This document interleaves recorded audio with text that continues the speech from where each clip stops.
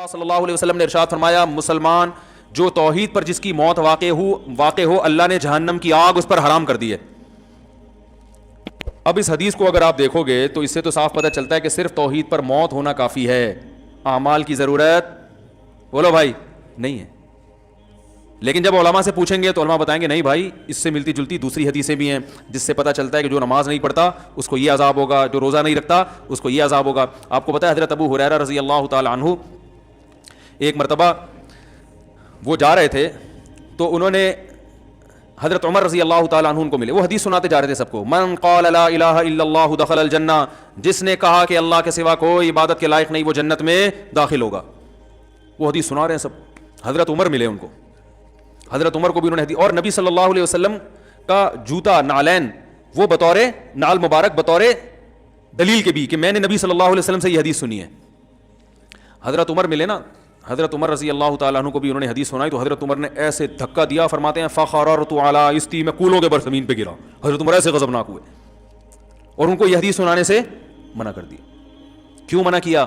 کہ لوگ اس پر اعتماد کر لیں گے, لوگ کہیں گے بھائی ہم نے تو سب نے لا الہ الا اللہ پڑھا ہوا ہے, ہم تو سیدھا کہاں جائیں گے جنت میں. اس کا مفہوم نہیں سمجھیں گے کہ یہ تو کلمے کی ایک فضیلت بیان کی جا رہی ہے. میں صبح فجر کے بعد روزانہ ایک حدیث کی تعلیم کرتا ہوں. آج میں نے 2 حدیثیں چھوڑ دی ہیں.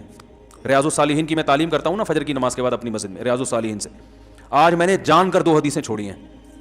کیوں چھوڑی ہیں؟ میں نے کہا ان کا مفہوم بیان کرنے میں بہت ٹائم لگے گا اور اگر تشریح نہیں کی تو لوگ حدیث کا مطلب غلط سمجھیں گے. اب میں سنا دیتا ہوں وہ حدیث آپ کو کیونکہ میں تھوڑا اس کو ڈیفائن بھی کر سکتا ہوں. رسول اللہ صلی اللہ علیہ وسلم نے فرمایا کہ اگر تم لوگ سب گناہ چھوڑ دو, کوئی بھی گناہ نہ کرے, اللہ اس قوم کو ختم کر دے گا. اگر دنیا میں سارے مسلمان سب ٹھیک ہو جائیں, سارے لوگ مسلمان ہو جائیں اور سب ٹھیک سب نیک بن جائیں تو اللہ سب کو کیا کر دے گا؟ مار دے گا. اور ایسے لوگ پیدا کرے گا جو گناہ کریں اور پھر اللہ سے توبہ کریں.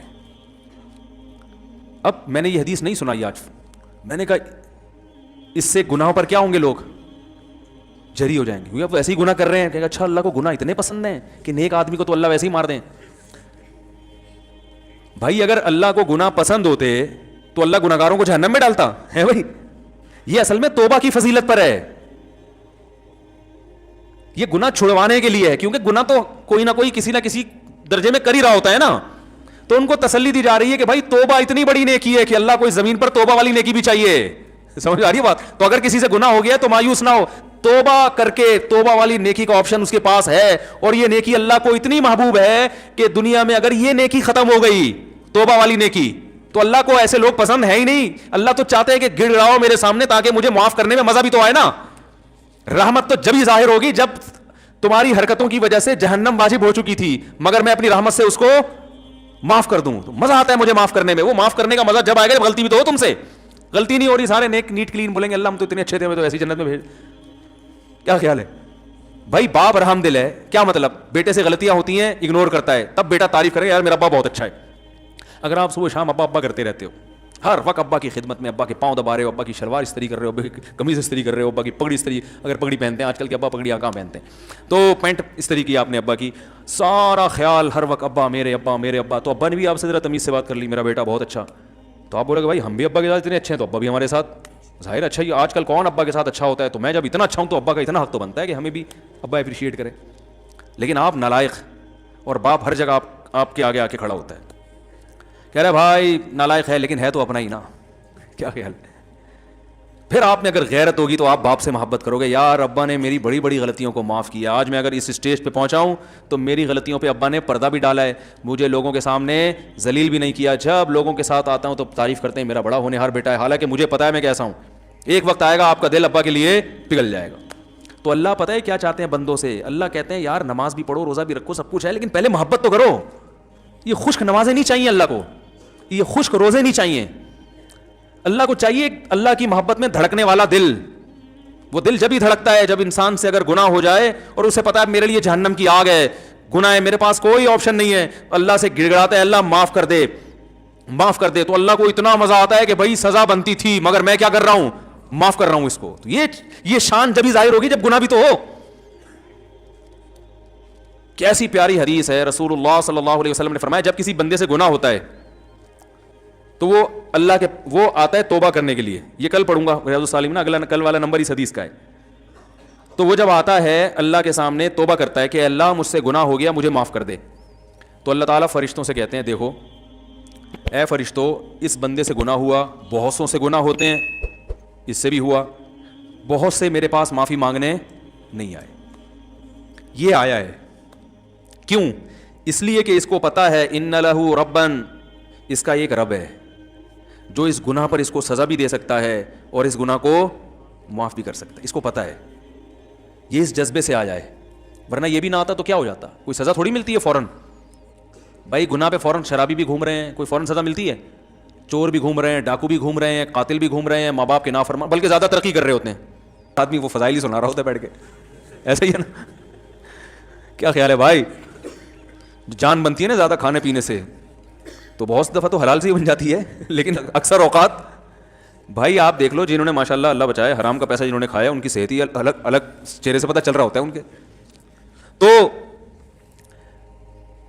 کتنے لوگ ہیں, اللہ تعالیٰ فرشتوں سے کتنے لوگ ہیں گناہ ہوتے ہیں, یا تو فوراً سزا مل رہی ہوتی ہے نا, پھر تو سارے آ جاتے ہیں, سب کو پتا ہے اب سزا ملنے والی ہے, سب گرفتاریاں دے رہے ہوتے ہیں اللہ کے پاس آ کے, اللہ مار دے, اللہ سزا دے دے.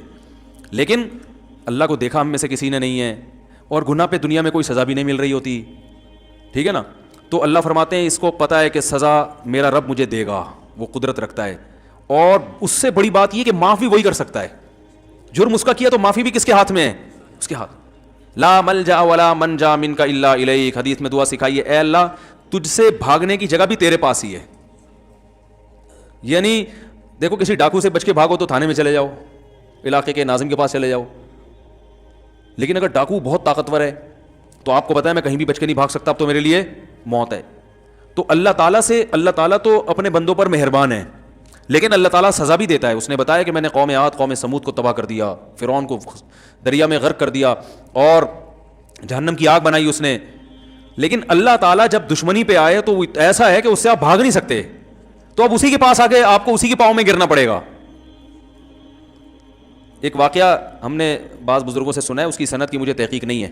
لوگ کہتے ہیں سند کی تحقیق نہیں ہے تو سنا کیوں رہے ہو, یہی بتانے کے لیے سنا رہے ہیں کہ جب سند کی تحقیق نہیں ہے تو یہ واقعہ اتنی اہمیت کا حامل نہیں ہے کہ اس کی تحقیق کی جائے. ہم اپنا ٹائم ان فضول چیزوں میں ضائع نہیں کرتے. یا کوئی فقہی مسئلہ ہو نا پھر تو ٹھیک ہے, یہ کہہ سکتے ہیں کہ جب سند کی تحقیق نہیں ہے تو یہ تو جھوٹا قصہ ہو گیا. جھوٹا اس لیے نہیں کہ بتا رہا ہوں کہ تحقیق نہیں ہے تو جھوٹا بھی ہو سکتا ہے, سمجھ میں آ رہی ہے بات. تو سب سوال پیدا ہوتا ہے جب یہ مستند نہیں ہے تو سنا کیوں رہے ہو, عبرت کے لیے, کیونکہ بعض فرضی واقعات بھی ہوتے ہیں لیکن ان کا مضمون درست ہوتا ہے, اس سے جو میسج جا رہا ہوتا ہے وہ میسج کیا ہوتا ہے, صحیح جا رہا ہوتا ہے, اس لیے سنایا جا رہا ہے. ہر چیز کا نا ایک پوری ڈیٹیل بتانی پڑتی ہے ورنہ کلپ آ جائے گا ایک. تو کہتے ہیں کہ حضرت موسیٰ علیہ السلام سے کسی نے پوچھا کہ یہ جو حوادث ہیں, حادثات ہیں, اگر یہ تیر ہوں اور چلانے والا اللہ ہو تو ان تیروں سے بچنا کیسے ممکن ہے؟ بھائی یہ تیر اللہ کے ہاتھ میں ہو, کمان اللہ کے ہاتھ میں ہو, اور یعنی وہ حوادث کی یہ تیر ہوں جو حوادث کی شکل میں ہم پر آ رہے ہوں, تو اس حادثات سے بچنا ممکن ہے؟ تو کہتے ہیں موسیٰ علیہ السلام نے کہا ایک ہی طریقہ ہے کہ جو جس کے ہاتھ میں کمان ہے اس سے دوستی کر لو. کیا خیال ہے بھائی, اس کے علاوہ آپ کے پاس کوئی آپشن نہیں ہے. تو جو محلے کا دادا ہوتا ہے نا, یا تو آپ اس سے بڑے دادا بن جاؤ. کیا خیال ہے؟ ایک دفعہ یہاں کوئی محلے کے بڑے دادا تھے, مجھے لوگوں نے کہا اس کے خلاف بیان کریں. میں نے کہا جب میں اس سے بڑا دادا بنوں گا تو اس کے خلاف بیان کروں گا. مجھے جب تک اس محلے میں رہنا ہے تو مجھے بلا وجہ دادا گیری کرنے کی ضرورت. لوگ کہتے ہیں نا حق بات آپ ممبر ڈنکے کی چوٹ پہ بیان کر دو. میں نہیں بیان کرتا بھائی حق بات ڈنکے کی چوٹ پہ. میں پہلے دیکھتا ہوں کہ لوگوں میں اس حق کو برداشت کرنے کا تحمل ہے, ایک بات, بلکہ اس سے پہلے دیکھتا ہوں کہ میں خود بھی اس حق کو برداشت کر سکتا ہوں کہ نہیں کر سکتا. یہ جو ڈنکے کی چوٹ پہ اکثر حق بیان کر رہے ہوتے ہیں نا, تو یہ اکثر لوگ یہ اس قسم کا حق بیان کر رہے ہوتے ہیں کہ ان کے پہلے سے کسی محلے کے دادا سے بڑے تعلقات ہوتے ہیں, جن کو انہوں نے بیان بتایا ہوتا ہے میں یہ بولنے والا ہوں, بچا لو گے, وہ کہ ہاں بچا رہیں گے تو بول دے. ہمیں تو کوئی ہے ہی نہیں اس طرح کا, ہم تو کسی سے تعلق رکھتے ہی نہیں ہیں. ہاں کسی کے خوف سے غلط بیانی کرنا حرام ہے, یعنی آپ کسی محلے کے دادا کے ڈر سے غلط بات اس کے بارے میں بتا دو, یا جھوٹی تعریفیں شروع کر دو, یا لالچ میں آ کے لوگوں کو غلط گائیڈ کرو, یہ حرام ہے. خاموشی کی شریعت نے اجازت دی ہے, غلط بیانی کی شریعت نے اجازت نہیں دی ہے. غلط بیانی نہیں کرتا, بسا اوقات میں خاموش ہو جاتا ہوں کہ بھائی اس ٹاپک پر بات مت کرو کیونکہ لوگوں میں برداشت نہیں کر پائیں گے یا غلط رخ پہ لے جائیں گے. تو یہ تو مصلحت ہے, یہ تو حکمت ہے, یہ تھوڑی کہ جہاں جاؤ جو چاہے جا کے بول دو. اب مجھے بتاؤ ایک آدمی میں کچھ زنا کا خوف ہے, شہوت اس میں اتنی بھر گئی, اب وہ کہیں رشتہ لے کے جاتا ہے, لڑکی کے ابا سے کہتا ہے کہ میں نکاح کرنا چاہتا ہوں. انہیں کیوں کر رہے ہو؟ بھائی میں شہوت سے میرا دماغ خراب ہو گیا ہے اور مجھے زنا کے بڑے خطرات ہیں اور میں بڑا پریشان ہوں, تو میں اس لیے چاہ رہا ہوں کہ میں آپ کی بچی سے شادی کروں, اور وہ ہے بڑی خوبصورت, تو میرا خیال ہے کہ وہاں میں شادی کروں گا تو میرا دماغ جو ہے نا ادھر ادھر جانے سے بچ جائے گا. وہ دے گا رشتہ؟ دفع ہو یہاں سے. بات تو حق ہے اور شریعت میں جائز بھی ہے, لیکن یہ حق بیان ہی آپ بھی نہیں افورڈ کر سکتے, کوئی بھی نہیں افورڈ کر سکتا. بھائی یہ بات آپ کے دل میں ہے, اس کو رکھو, کچھ اور بات کرو اس کے سامنے. وہی نکاح سنت ہے, نبی صلی اللہ علیہ وسلم کی ترغیب ہے, اس لیے کرنا چاہ رہا ہوں. اس طرح کی باتیں آپ کرو گے تو یہ منافقت نہیں کہلائے گی, یہ مصلحت کہلائے گی. ہر بات ہر جگہ کہنے کی نہیں ہوتی. ایک صاحب نے ایک شادی کی تو مجھے بتایا کہ میں نے نکاح کا پیغام بھیجا اور ان کو میں نے پہلے بتا دیا کہ میں 4 کروں گا. تو میں نے کہا واقعی آپ کریں گے؟ کہہ رہے میرا ارادہ تو نہیں ہے لیکن میں نے احتیاطاً بتا دیا. نہیں 4 نہیں, سوری 2 کروں گا. میں تو 4 کی ایک دم دماغ ادھر چلا جاتا ہے ہمارا. اس نے کہا کہ میں نے ان کو پہلے بتا دیا, میں ہو سکتا ہے دوسری بھی کروں. تو میں نے کہا آپ نے ان کو, آپ کا واقعی ارادہ ہے؟ اگر ارادہ ہو پھر تو چلو ٹھیک ہے. کہہ رہے نہیں میرا ارادہ تو نہیں ہے لیکن میں نے احتیاطاً بتا دیا. میں نے کہا کیوں؟ کہہ رہے بھائی ہو سکتا ہے میری بیوی وہ جو ہے ایسی نکلے کہ بد اخلاق ہو اور مجھے ضرورت پڑ جائے دوسری شادی کی. بھائی عورتیں بد اخلاق بھی نکلتی ہیں, کچھ ایسی ہوتی ہیں جو بانج ہوتی ہیں, اولاد نہیں ہو سکتا ہے شادی کے بعد پتہ چلے بانج ہے. میں نے کہا بہت اچھا کیا آپ نے, بڑی زبردست کلیریفیکیشن کر دیا آپ نے. میں نے کہا لڑکی کے ابا کو میں کہوں گا کہ آپ کو بھی بتا دیں کہ ہو سکتا ہے ہم آپ سے طلاق لے لیں. بھائی ہم شادی تو کر رہے ہیں لیکن اس بات کا امکان ہے کہ ہم آپ سے طلاق لے کے اس کی کہیں اور شادی کر دیں. آپ پوچھو کیوں؟ بھائی ہو سکتا ہے آپ چرسی نکلو. کیا خیال ہے آپ کو؟ نہیں میں تو چرس نہیں پیتا, میرا لیبارٹری ٹیسٹ کروا لیں. بھائی ہو سکتا ہے بعد میں چرسی بن جاؤ. ہو سکنے پر تو یار دنیا میں بہت کچھ ہو سکتا ہے, ابھی جو ہے اس کے حساب سے بات کرو نا. میں نے کہا آپ کا ارادہ ہے نہیں, خام میں وہ رشتہ توڑ دیا انہوں نے. وہ بالکل صحیح کیا لڑکی کے ابا نے, بہت اچھا کیا توڑ کے. میں نے کہا کوئی بھی ہوتا ہے رشتہ توڑتا ہے بلا وجہ, ہو سکتا ہے ہو سکتا ہے. ایک صاحب تھے وہ پولیو کے خطروں کے بہت خلاف تھے, میرے دوست تھے کیا ہیں ابھی بھی. تو ان کا کہیں رشتہ, ان کو بیچاروں کو کہیں رشتہ نہیں مل رہا تھا تو مجھے سفارشی بنا کے لے گئے. کہیں کوئی لڑکی کا رشتہ آیا ان کے لیے تو مجھے سفارشی بنا کے لے گئے کہ آپ بھی چلیں, تھوڑا تھا آپ تھوڑے سے مشہور آدمی ہیں تو میری سفارش کر دیے گا تو چانس زیادہ ہے. میں نے کہا چل بھائی ٹھیک ہے لے چلتے ہیں. ہم چلے گئے وہاں تو وہ لڑکی کے والد بھائی وغیرہ آ کے بیٹھے, مجھے بڑی عزت دی انہوں نے. میں نے کہا ہمارے دوست ہیں نکاح کرنا چاہتے ہیں آپ کی بچی سے, اس سلسلے میں ہم حاضر ہوئے تھے. انہوں نے کہا ٹھیک ہے جی بھی ایجوکیشن کیا ہے وغیرہ وغیرہ جو پوچھا جاتا ہے. اس دوران پھر وہ جب بات مکمل ہوئی تو وہ کہنے لگے دیکھیں میں جب نکاح کروں گا تو میں پہلے ہی بات بتا دوں کہ میں بچوں کو پولیو کے قطرے نہیں پلاؤں گا. ابے میں سر پکڑ کے بیٹھ گیا یوں کر کے. اب میں اس کو یوں اشارہ بھی نہیں کر رہا کہ میں یوں کروں گا تو وہ بولیں گے یہ آپس میں ان کا پہلے سے کوئی پری پلان ہے کہ میں یوں بولوں گا تو یوں بولنا. اب میں دیکھ نہیں رہا اس کی طرف. وہ کہہ رہے کیونکہ میں یہ پولیو وولیو نہیں, میں اللہ پہ توکل کرتا ہوں, یہ یہودیوں کی سازش ہے اور یہ فلانا ہے اور یہ ویکسینیشن اور یہ. ابے تو شادی تو ہونے دے, بچے تو ہونے دے اللہ کے بعد. انہوں نے ہاں ابھی کی نہیں ہے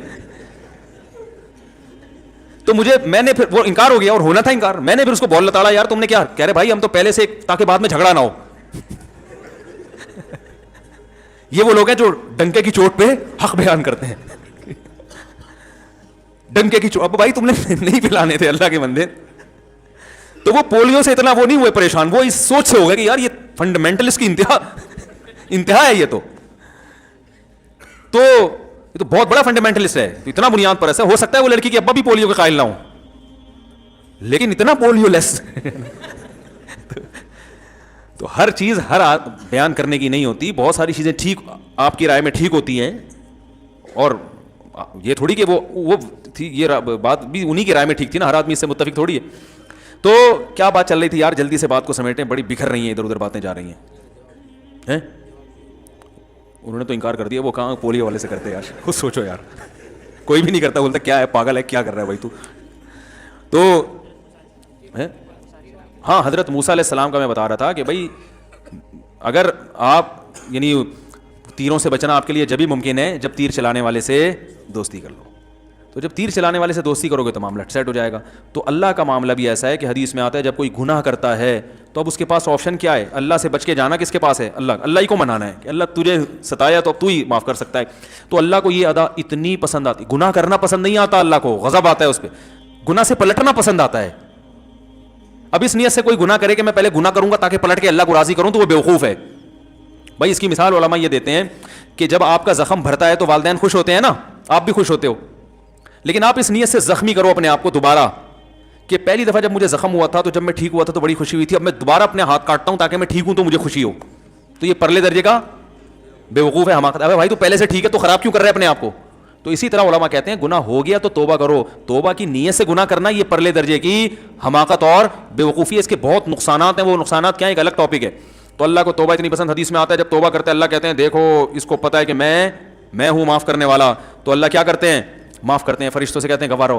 نبی نے فرمایا پھر دوبارہ اس سے غلطی ہو جاتی ہے. اب یہ پھر پریشان ہوتا ہے، یار میں نے تو اللہ سے معاہدہ کیا تھا اب نہیں کروں گا، اب دوبارہ ہو گیا، تو یہ پھر اللہ کے پاس آتا ہے، اللہ معاف کر دے. تو اللہ کہتے ہیں دیکھو دوبارہ غلطی ہوئی ہے، اب یہ پہلے سے بھی بڑا جرم ہے، ایک تو گناہ، اوپر سے اللہ سے کیا ہوا ایگریمنٹ توڑا اس نے، لیکن اس کو پتہ ہے اس گناہ پر بھی سزا دے گا کون؟ اللہ، اور معاف کون کر سکتا ہے؟ اللہ. تو اس جذبے سے دوبارہ معافی مانگ رہا ہے، بار بار آتا ہے، بار بار معافی مانگتا ہے. اللہ ہر دفعہ فرشتوں کو یہ کہہ کے معاف کرتے ہیں، اس نے نہ مجھے دیکھا نہ میرے عذاب کو دیکھا. اس گڑگڑانے کو اللہ پسند کرتے ہیں. تو اس لیے حدیث میں آتا ہے سارے اگر نیک پرہیزگار بن جائیں اللہ سب کو ختم کرے گا، ایسے لوگ پیدا کرے گا جو غلطی کریں اور پھر اللہ سے توبہ کریں. اس کا مطلب یہ نہیں ہے کہ اب آپ غلطیاں، کیونکہ ہم میں سے ہر شخص بہت سی غلطیاں کر چکا ہے، اب آپ کو نئی غلطی جو ہے نا معاشرے میں جو ہے وہ اس کا تعارف کروانے کی ضرورت نہیں ہے. تو توبہ کی ترغیب ہے، یہ غلطیاں کرنے کی ترغیب، اس کو نبی صلی اللہ علیہ وسلم نے اس انداز سے ڈیفائن کیا ہے، اس انداز سے سمجھایا ہے تاکہ توبہ کی، ورنہ ایسا ہوگا نہیں. تو یہ توبہ کی اتنی بڑی فضیلت ہے. اب اگر آپ ادھوری حدیث سنیں گے نا تو فوراً لوگوں کا ذہن کہاں جاتا ہے؟ گناہ کی طرف، کہ یار گناہ کوئی اتنی بڑی چیز نہیں ہے. بھائی گناہ بہت بری چیز ہے، قتل پر کتنی شدید وعیدیں ہیں، نماز قضا کرنے پر. زنا اللہ کو اگر پسند ہوتا تو اللہ یہ کہتے کہ زانی کو چوک میں کھڑا کر کے 100 کوڑے مارو. اللہ تو ستار ہے نا، گناہوں پہ پردہ ڈالنے والا، لیکن زانی کا جرم گواہوں سے ثابت ہو گیا، اللہ کہتے ہیں نا نا نا، چوک پہ لا کے اس کو 100 کوڑے مارو. شادی شدہ تو سنسار کر دو، پتھروں سے مار کے ہلاک کر دو. اس سے پتہ چلتا ہے اللہ کو گناہ پہ ذرا بھی خوشی نہیں ہوتی، گناہ سے توبہ پہ خوشی ہوتی ہے اللہ تعالیٰ کو. تو میں یہ عرض کر رہا تھا کہ چاہے حدیث ہو، چاہے میڈیکل سائنس کی کوئی خبر ہو، چاہے سیاست کی کوئی خبر ہو، یا ملک میں کوئی ایسی خبر ہو کہ یہ ہونے والا ہے، تو وہ خبر ہمیشہ متعلقہ امور کے جو ماہرین ہیں ان تک لوٹائی جائے گی، ان سے ریسرچ کی جائے گی. آپ بتائیں ڈاکٹر صاحب، یہ جو گردوں کے بارے میں ایک خبر آئی ہے کہ انسان کے 3 گردے ہوتے ہیں اور واٹس ایپ پہ بڑی گھوم رہی ہے، آپ اس سے متفق ہیں یا نہیں ہے؟ ٹھیک ہے نا ٹھیک ہے. اور فلاں جو خبر آئی ہے کہ کوئی حکمت سے متعلق ہو تو کسی بڑے حکیم سے پوچھا جائے، یا سیاست سے متعلق ہو تو جو سیاسی امور کے ماہرین ہیں ان سے پوچھا جائے. تو جس کسی شخصیت سے متعلق خبر ہو تو اس شخصیت سے پوچھا جائے، اس شخص سے پوچھا جائے کہ آپ خود اس بارے میں کیا کہتے ہیں، آپ نے ایسا کہا ہے. کسی ادارے کا فتویٰ ہو تو اس ادارے سے پوچھا جائے کہ آپ نے واقعی ایسا فتویٰ دیا بھی ہے یا نہیں دیا. تو جب پتہ چلتا ہے تو یہ بھی ایک ایسی چیز ہے، بات کو میں سمیٹ کے ختم کرتا ہوں بس، کہ بغیر تصدیق کے آگے خبریں پھیلانا یہ بھی ایک ایسی چیز ہے جس سے معاشرے میں محبت پھیلتی ہے نا، اس سے نفرت کی آگ لگتی ہے، ایک دوسرے کے خلاف بدگمانیاں، لڑائیاں، جھگڑے اور ایک طوفان بدتمیزی. یہ سب چیزیں اسلام نے کیا کی ہیں؟ حرام کی. اور پھر ایک آیت اور سورہ حجرات کی پڑھ دوں. اللہ نے فرمایا نا کہ بغیر، سورہ حجرات کا پہلا حکم کیا تھا؟ ادب احترام. دوسرا حکم کیا تھا؟ بغیر تصدیق کی خبریں نہ پھیلایا کرو. تیسرا حکم، مسلمانوں کی 2 جماعتیں آپس میں لڑ پڑیں تو تیسری بھی جماعت لڑے، سلو کراؤ.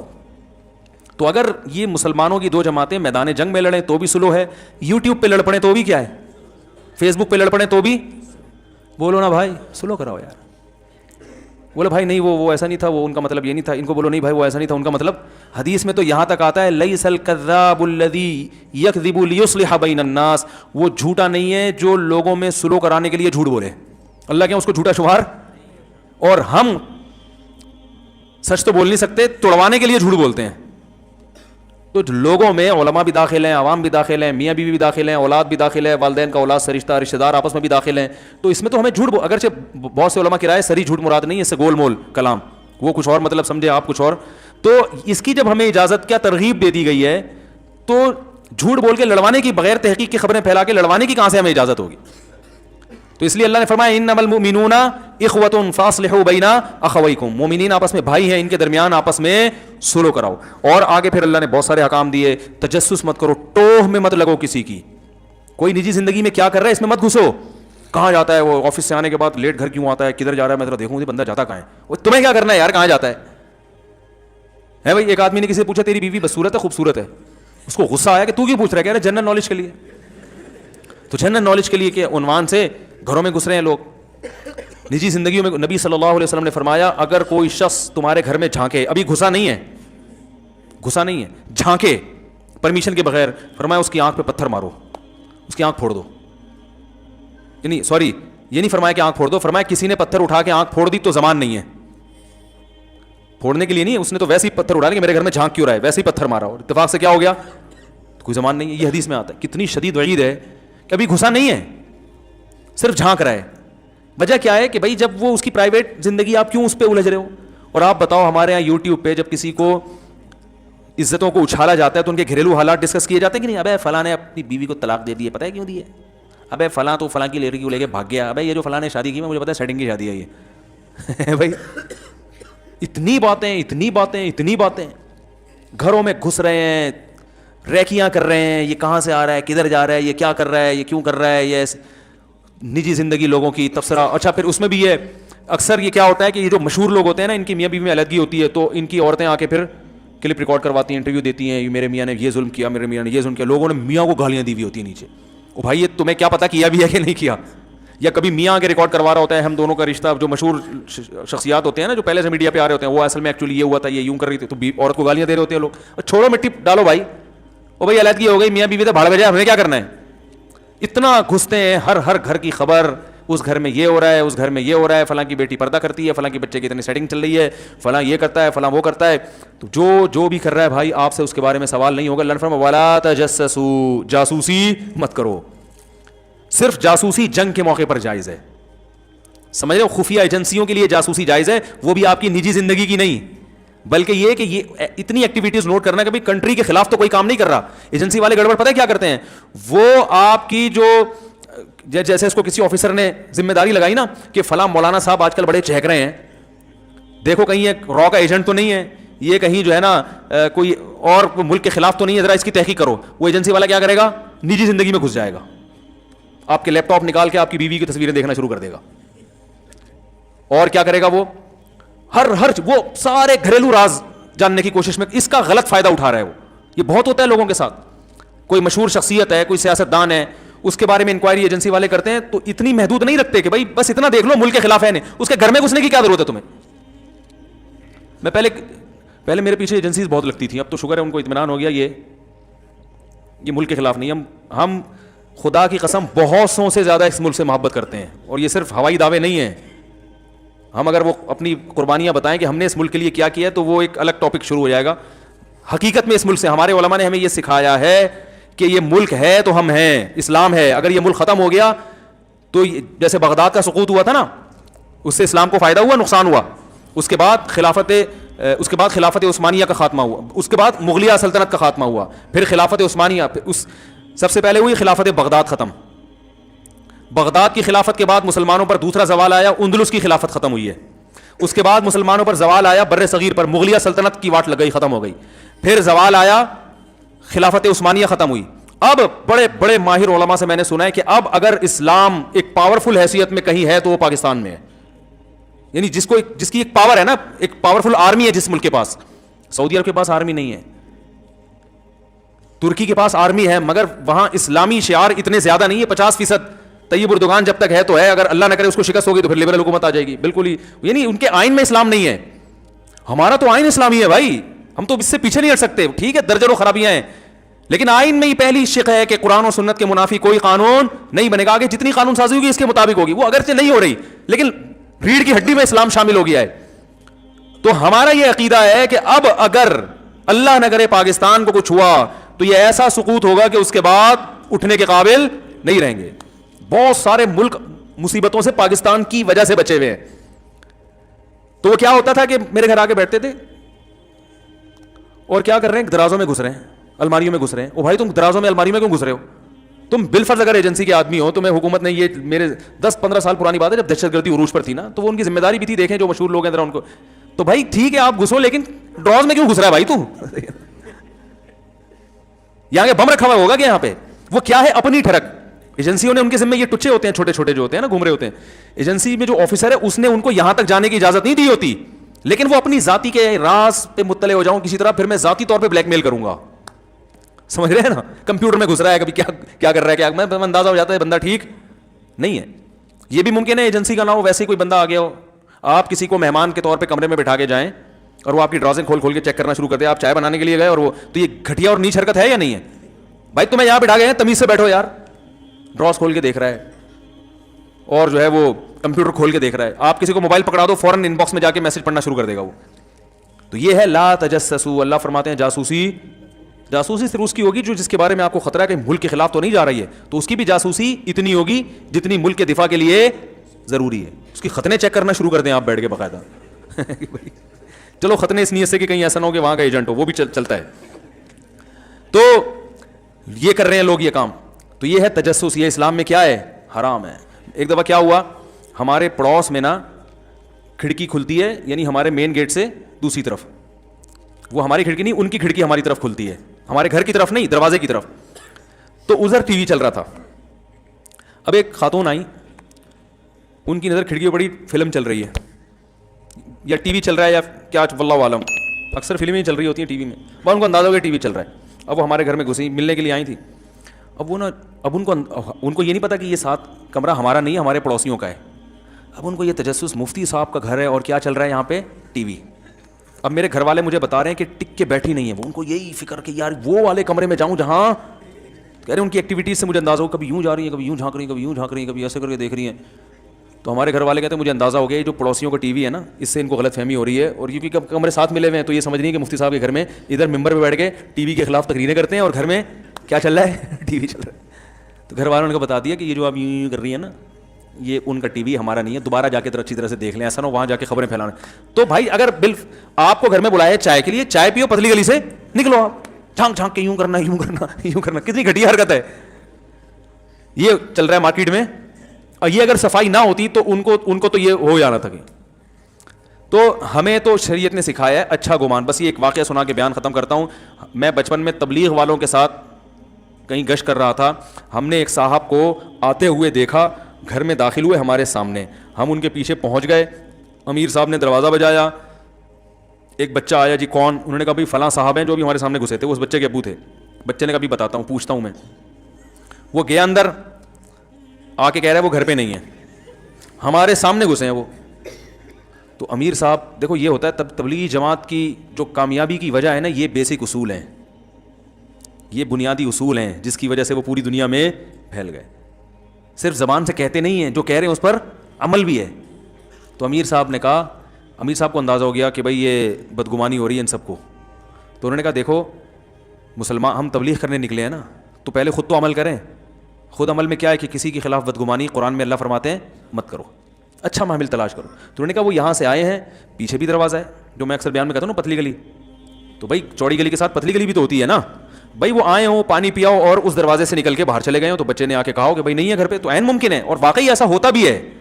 بعض دفعہ انسان بھاگا بھاگا ایک دروازے سے آتا ہے, گھر میں پانی پیا یا واش روم گیا اور دوسرے دروازے سے فوراً نکل گیا. تو مجھے ان کا یہ جملہ بہت اچھا لگا اس واقعے میں. 12-13 سال کا تھا اس وقت سے مجھے یہ واقعہ ذہن سے نکلتا نہیں ہے. یہ ہے کہ ان بعض الظن اسم, اے ایمان والو بدگمانی مت کرو, اکثر گمان برے ہوتے ہیں, گناہ ملتا ہے اس پہ. اچھا محمل تلاش کرو بھائی, کہ ضروری تھوڑی جھوٹ بول رہا ہو, لیکن ہم کیا کرتے ہیں 99% امکان ہوتا ہے کہ سچ بول رہا ہے, لیکن 1% چانس ہوتا ہے جھوٹ بولا, تو ہم کہتے ہیں چھوڑو ایک نمبر کا جھوٹ, ابے ہمیں پتا ہے جھوٹ بول رہا ہے. جلیل سوال کے جواب دے دیتے ہیں, بھائی میرے بھائی نے اپنی اہلیہ کو 3 طلاق دی, اب کہتے ہیں کہ حلالہ کر لیا, لیکن ہم نے کوئی تصدیق نہیں کی, کیا تصدیق کرانا ضروری ہے؟ بھائی دیکھو, ایک آدمی اگر اپنی بیوی کو 3 طلاقیں دیتا ہے, پہلی بات تو گناہ کرتا ہے, اکٹھی 3 طلاقیں دینا جائز نہیں ہے, لیکن طلاقیں واقع ہو جائیں گی. اس میں پورا مدلل ابھی کلپ بھی ریکارڈ کروانے والا ہوں انشاءاللہ. ایک چینل پہ ریکارڈ کروا چکا ہوں, مگر وہ چینل مشہور نہیں ہے تو کوئی سنتا ہی نہیں, دوبارہ سے ریکارڈ کرواؤں گا. میرے یہ علمی بیانات ہوتے, یہ جو میرے بیانات ہوتے ہیں نا, یہ واضح و نصیحت ہے, اس پر کسی کے علم کو نہ پرکھا کریں آپ بیٹھ کے, سمجھ رہے ہو. جو میرے جو تحقیقی بیانات ہیں یا میری تحقیقی مقالے ہیں وہ الگ ہیں, اس کا اسٹائل بولو بھائی الگ ہوتا ہے. ان کو مقالے میرے پڑھیں آپ, ریسرچ پہ تحقیقی جو مقالے میں نے لکھے ہیں, اس کے بعد آپ فیصلہ کریں کہ قدوری پڑھانے کی طاقت ہے یا نہیں. ہو سکتا ہے میں بالکل قدوری بھی نہ پڑھا سکتا ہوں, لیکن آپ پہلے ریسرچ کر لیں, اس کے بعد آپ فیصلہ کریں. واضح و نصیحت والے بیانات سے نہیں پرکھا جاتا کسی کی علمیت کو, وہ تحقیقی میدان وہ الگ ہوتا ہے. اچھا میرے بھائی, تو یاد رکھو جس نے بھی 3 طلاقیں دی بیوی کو, تو طلاقیں دے کے پہلی بات تو برا کام کیا, 3 جائز نہیں ہے. پھر عورت نے اگر حلالہ کیا ہے تو یہ پری پلان حلالہ تھا تو حرام ہے. پری پلان کا مطلب عدت گزرنے کے بعد اس خاتون نے کسی مرد سے نکاح کیا اور پہلے سے ایگریمنٹ کیا کہ آپ نکاح کے بعد ہم بستری کے بعد مجھے طلاق دے دو گے, تو یہ ایگریمنٹ کی وجہ سے یہ حلالہ کیا ہو گیا, لعنتی عمل ہو گیا. رسول اللہ صلی اللہ علیہ وسلم نے ارشاد فرمایا, لعن اللہ المحلل والمحلل له, حلالہ کرنے والے اور جس کے لیے کیا جا رہا ہے ان دونوں پر اللہ کی لعنت. جس کے لیے کیا جا رہا ہے وجہ اس کی یہی ہے کہ وہ بھی اس میں پلان کا حصہ بنتا ہے. وہ کہتا ہے میری بیوی سے تم شادی کرو اور پھر یوں کر دینا, پھر یوں کر, ایگریمنٹ ہوتا ہے. اگر ایگریمنٹ نہیں تھا, اچھا حلال پھر بھی ہو جائے گی, کیونکہ نبی نے اس کو بھی حلال کرنے والا ہی کہا ہے. جس حلالے پر لعنت کی ہے لعنت تو ہوگی, لیکن بیوی طلاق کے بعد پہلے شوہر کے لیے حلال بہرحال ہو جائے گی. یہ حدیث سے پتہ چلتا ہے, کیونکہ آپ نے فرمایا حلال کروانے, محلل کہتے ہیں حلال کروانا, حلالہ کروانا تو ہم نے بتایا نا, لعن اللہ المحللہ، نبی نے فرمایا وہ شخص جو اس عورت کو پہلے شوہر کے لیے حلال کرے اس پر بھی لعنت، اور جس کے لیے حلال کیا ہے اس پر بھی پتہ ہے حلال تو ہو گیا ہی نا، نہیں آئی بات میرا خیال ہے، لیکن غلط طریقے سے کیا ہے تو اس عمل پر لعنت ہوگی مگر حلال ہو جائے گی. ابھی اس عورت کے لیے دوسرے شوہر سے طلاق لینے کے بعد عدت کے بعد پہلے شوہر سے نکاح حلال ہو جائے گا، یہ تو حدیث سے پتہ چل رہا ہے، سمجھ میں آ رہی ہے بات. لیکن یہ عمل ایگریمنٹ کر کے کیا تو کیا ہو جائے گا؟ حرام، ناجائز، گناہ ملے گا اس پہ. اور اگر بغیر ایگریمنٹ کے کیا ہے تو کوئی گناہ نہیں ہے. لوگ ہر قسم کے حلالے کو لعنت کا عمل کہتے ہیں، یہ تو قرآن کے خلاف ہے. قرآن میں اللہ کا ارشاد ہے فَإِن طَلَّقَهَا، مرد اگر زوجہ کو تیسری طلاق دے دے، فَلَا تَحِلُّ لَهُ مِن بَعْدُ حَتَّى تَنكِحَ زَوْجًا غَيْرَهُ، تو یہ عورت اس تیسری طلاق کے بعد پہلے شوہر کے لیے حلال نہیں ہے جب تک کہ یہ کسی دوسرے مرد سے نکاح نہ کر لے. اور حدیث میں آتا ہے صرف نکاح نہیں بلکہ ہم بستری بھی ہو. آگے قرآن کہہ رہا ہے فَإِن طَلَّقَهَا، اس کے بعد اگر چاہے وہ فوراً بعد ہو، 1 سال کے بعد ہو، 20 سال کے بعد ہو، قرآن نے ایسی کوئی شرط نہیں لگائی ہے. میں دوبارہ آیت پڑھ لوں. فَإِن طَلَّقَهَا، اگر شوہر نے تیسری طلاق دے دی، فَلَا تَحِلُّ لَهُ مِن بَعْدُ، تو یہ عورت اس تیسری طلاق کے بعد شوہر کے لیے حلال نہیں ہے، حتیٰ، یہاں تک کہ، یعنی کب حلال ہوگی اللہ وہ وجہ بیان کر رہے ہیں، تنکیحا زوجن غیرہ، پہلے شوہر کے علاوہ کسی اور سے نکاح کر لے. فَإِن، پس اگر اس نکاح کے بعد، اور حدیث میں آتا ہے صرف نکاح نہیں بلکہ ہم بستری بھی، اس ہم بستری اور نکاح کے بعد فَإِن طَلَّقَهَا، یہ دوسرا طلاق دے دے، اگلی رات کو دے دے، 1 گھنٹے بعد دے دے، آدھے گھنٹے بعد دے دے، 15 منٹ بعد طلاق دے دے، 10 منٹ بعد طلاق دے دے، 10 سال کے بعد طلاق دے دے، ایسی کوئی تفصیل قرآن نے بیان نہیں کی ہے. چاہے 10 منٹ کے بعد طلاق دے دے، ہم بستری کی، ہم بستری کرتے ہی طلاق دے دے، اللہ فرماتے ہیں فَلَا جُنَاحَ عَلَيْهِمَا أَن يَتَرَاجَعَا، تو پرانے والے میاں اور اس پرانی بیوی جو ہے نا اس کی، ان دونوں کے لیے کوئی گناہ نہیں ہے اس میں أن يَتَرَاجَعَا کہ یہ دوبارہ شادی کر لیں آپس میں. بات آ رہی ہے سمجھ میں؟ تو بھائی آپ غیرت اور کہ جوش میں آ کے شریعت کو تبدیل کرنے کی کوشش نہ کریں. بہت سے لوگ کیا کرتے ہیں، وہ 3 طلاقوں کا جہاں مسئلہ ہے کہ وہ حلالہ تو لعنت ہے، حلالہ تو یہ ہے، تو حلالہ کروا دیا، حلالہ کر. او بھائی جان، اگر قرآن، اگر یہ حلالہ لعنتی عمل ہوتا تو قرآن کیوں اس کو بیان کرتا؟ حدیث میں لعنت ہے، قرآن میں اس کی اجازت ہے، تو پتہ چلا حدیث والا حلالہ کچھ اور ہے، قرآن والا حلالہ کچھ اور ہے. پری پلان حلالہ ہے وہ لعنت ہے، پلان یعنی پری پلان سے مراد ایگریمنٹ نہیں ہے. تو پھر اگر دوسرا شوہر ہم بستری کرنے کے فوراً بعد طلاق دے دے تو بھی عورت پہلے شوہر سے نکاح کر سکتی ہے. بات آ رہی ہے سمجھ میں؟ اچھا، یہ بھی جائز ہے کہ عورت نے پہلے سے ایگریمنٹ نہیں کیا، شوہر دوسرے شوہر ہیں جب بیوی سے ہم بستری کی، تو عورت کے لیے یہ بھی حلال ہے کہ فوراً طلاق مانگ بھی لے. اس کے ناجائز ہونے کی بھی قرآن و سنت میں کوئی دلیل نہیں ہے. طلاق عورت اگر بغیر کسی ریزن کے مانگے نا اپنے شوہر سے تو گناہ ہے. ایسی عورتوں کو منافقات میں شامل کیا گیا ہے جو جنت کی خوشبو بھی نہیں پائیں گی. لیکن اگر کسی ریزن کی وجہ سے مانگ رہی ہے تو اسلام میں یہ غلط، بولو نا بھائی، نہیں ہے. تو یہ بھی ایک ریزن ہے کہ میں اپنے پہلے شوہر کے پاس جانا چاہتی ہوں کیونکہ میرے اس سے بچے ہیں، تو یہ ریزن ہے ایک. بھائی میری یادیں اسی سے وابستہ ہیں. سوال پیدا جب اس سے تھی تو مجھے نکاح کیوں کیا؟ بھائی اس لیے کیا کہ اس سے اجازت نہیں ہے نکاح کرنے کی، آپ سے اجازت تھی تو آپ سے کر لیا. بات آ رہی ہے سمجھ میں؟ اور یہ سوچا تھا کہ اچھے لگے تو رہوں گی، نہیں لگے تو نہیں. مجھے نہیں اچھے لگ رہے، مجھے آپ کے منہ سے گٹکے کی بدبو آ رہی ہے. کوئی بھی وجہ ہو سکتی ہے. اب اگر آپ یہاں تجاوز کرتے ہیں نا کہ نہیں یہ طلاق لے کے شادی نہیں کر سکتی، یہ اب قرآن پر کیا ہے؟ آپ اپنی عقل لڑا کے قرآن کے حکام کو کیا کر رہے ہو؟ چینج کر رہے ہو. بات آ رہی ہے سمجھ میں؟ تو اسی وقت طلاق لے کے، ہاں دوسرے پر جبر نہیں ہے، وہ کہیں میں نہیں چھوڑوں گا.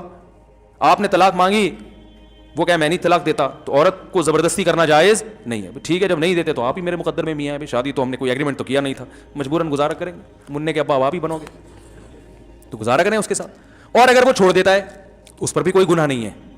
اس لیے گناہ نہیں ہے، وہ یہ کہتا ہے یار یہ اگرچہ میری بیوی ہے میں نہ چھوڑوں تو، لیکن جب یہ نہیں رہنا چاہتی، اس کے دل میں میرے لیے وہ جذبات نہیں بن سکتے جو پہلے کے لیے ہیں، تو چھوڑ دینا بہتر ہے یا نہیں ہے؟ بھائی میں تو لوگوں کو ویسے ہی مشورہ دیتا ہوں جن کی بیویاں طلاق مانگ رہی ہیں، کوئی ریزن نہیں. میں کہتا ہوں یار طلاق اچھی چیز نہیں ہے، لیکن یہ بھی اچھی چیز نہیں ہے جو نہیں رہنا چاہتی زبردستی گھسیٹ کے رکھو اس کو اپنے پاس. یہ کوئی اچھا کام ہے؟ ابے کیا ہو گیا؟ او بھائی محبت کا رشتہ ہے، محبت سے رہو، ٹھیک ہے، نہیں رہ سکتے تمیز سے الگ ہو جاؤ نا. تو طلاق نہیں دینی چاہیے، لیکن اگر بیوی نہیں رہنا چاہتی، بیوی کے لیے تو غلط ہے بلا وجہ مانگے، لیکن آپ کے لیے بہتر یہی ہے کہ جب نہیں رہنا چاہ رہی تو یار ایسی عورت سے کرو شادی جو غیرت مند ہو، آپ سے ٹوٹ کے محبت کرے. نبی نے کیا فرمایا؟ تزوج الودود الولود، ایسی عورت سے نکاح کرو جو محبت کرتی ہو. تو یہ جب طلاق مانگ رہی ہے اس کا مطلب آپ سے محبت نہیں کرتی. تو اگر آپ افورڈ کر سکتے ہو طلاق دینے کے بعد کہ بھائی مجھے دوسری مل جائے گی تو چھوڑ دو اس کو.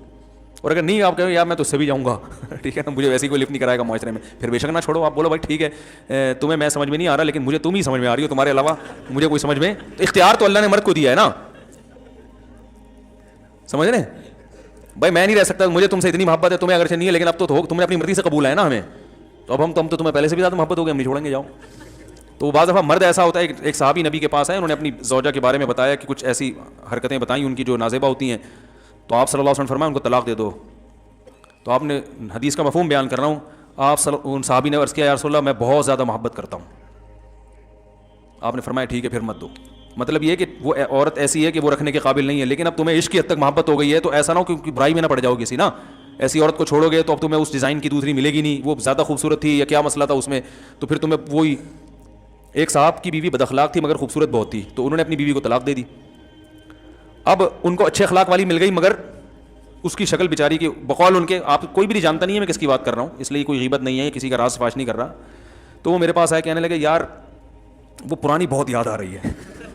میں نے کہا رہا یار وہ ٹھیک ہے بد اخلاق تھی لیکن شکل اچھی تھی. کہہ رہی یہ اخلاق کی بہت, لیکن کہہ رہے شکل بالکل بھی اچھی نہیں ہے. تو میں نے کہا اب اس کو بھی گزارا کر لو. اب ان کے ماشاء اللہ گزارا ہو رہا ہے, بچے بھی ہو گئے ان کے. میں نے کہا ورنہ جب اگلی ملے گی نا تو نہ اخلاق کی اچھی ہوگی اور نہ شکل کی ہوگی, پھر بولو کہ دوسری اخلاق کی تو اچھی تھی نا. تو شکر کرو جو بھی اللہ نے جس کو جو پیس دے دیا اللہ کا شکر ادا کرے. جو ملا صبر کرو, شکر کرو. دنیا میں سارے مزے دنیا میں نہیں ہوتے. پازیٹیو چیزوں کو دیکھو, نیگیٹو کو اگنور کرو. تو اب اللہ نے قرآن میں کیا کہا کہ اب اگر شادی کے بعد دوسرا میاں طلاق دے دے, فوراً دے دے, اگلے دن دے دے, 10 سال کے بعد دے دے, وہ اس کا ہیڈیک ہے, وہ ان کا آپس کا مسئلہ ہے. بلکہ علماء نے یہاں تک لکھا ہے کہ اگر دوسرا شوہر اس نیت سے طلاق دے دے کہ یہ پہلے شوہر کے ساتھ شادی کرنا چاہتی ہے, اس کے اس سے بچے ہیں, اس کے جذبات اور فیلنگ اسی کے ساتھ ہیں, میرے ساتھ یہ نبھا نہیں کرنا چاہتی, تو اس طلاق پہ اس کو ثواب ملے گا. مقصد تو راحت, طلاق اس لیے بری چیز ہے کہ اس سے نقصان ہوتا ہے نا. یہاں طلاق کا نقصان کے بجائے کیا ہو رہا ہے, فائدہ ہو رہا ہے. اور دوسری بات جو حلالے کا مقصد تھا وہ بھی حاصل ہو گیا. مقصد یہ تھا کہ جب مرد نے 3 طلاقیں دی تھیں تو طلاق میں یا تو عورت قصوروار ہوگی یا کون قصوروار ہوگا, آدمی. یہی مسئلہ ہے نا. اگر عورت قصوروار تھی تو اس کی زندگی میں نیا مرد آیا تو اس کو کمپیئر کرنے کا چانس دیا شریعت نے, دیکھو یہ بھی ہے وہ بھی ہے, دونوں میں زیادہ اچھا کون ہے.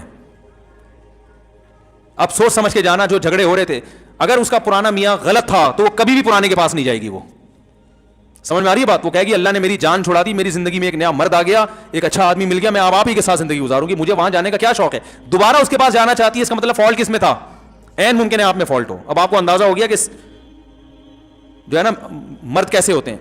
اور مرد کی اگر غلطی تھی تو جب وہ دھکے کھائے گا نا اس بیوی کو یاد کر کے روئے گا, تو اسے اندازہ ہوگا یار اس میں فالٹ ہے, مگر اب جو میں رشتے تلاش کر رہا ہوں اس سے بھی زیادہ فالٹ والے مل رہے ہیں. اور یار کم از کم بچوں کو تو پال رہی تھی نا, اب تو بچے بھی گئے, چلو کھانا نہیں بناتی تھی, خدمت نہیں کرتی تھی, تمیز سے بات تو کرتی تھی. وہ یادیں جب علیحدگی ہوتی ہے نا, یادیں تو پھر آتی ہیں. کہے گا یار یہ تو کسی اور کے نکاح میں چلی گئی, یار یہ تو بالکل اختیارات ختم ہو گئے. وہ 100 دفعہ سوچے گا. اگر وہ اپنے فیصلے پر نادم نہیں ہے, وہ کہہ رہے میں نے صحیح کیا, تو وہ دوبارہ کبھی بھی شادی, بولو بھائی, بولتے کیوں نہیں کرے گا. وہ کہے گا اچھا کسی اور سے نکاح ہو گیا, فون کر کے اپنی پرانی بیگم کو بول دے گا اب اسی کے ساتھ رہنا, اس خوش فہمی میں نہ رہنا کہ میں آپ سے شادی کروں گا, ادھر ہی زندگی ہنسی خوشی زندگی گزارو, میری جان چھوٹی, اچھا ہوا تمہیں بھی گھر مل گیا. سمجھ رہے ہیں. لیکن اگر وہ طلاق کے بعد دوبارہ نکاح کر رہا ہے, اس کا مطلب وہ یہ مان رہا ہے کہ غلطی طلاق دینے میں کس کی تھی, میری تھی. تو قرآن کہہ رہا ہے کہ فلا جناح علیہما یتراجعا ان ظنا یقیما حدود اللہ, دونوں آپس میں شادی کر سکتے ہیں اگر ان کا خیال ہو کہ اب یہ جھگڑے نہیں ہوں. اس کو بھی سزا مل گئی اور آپ کو بھی سزا مل گئی. رہا ایک آخری بات بتا کے بیان ختم کرتا ہوں. بیان تو میرا ختم پہلے ہی ہو چکا ہے, جو جانا چاہیں وہ جا سکتے ہیں, تو یہ گریبی چل رہی ہے.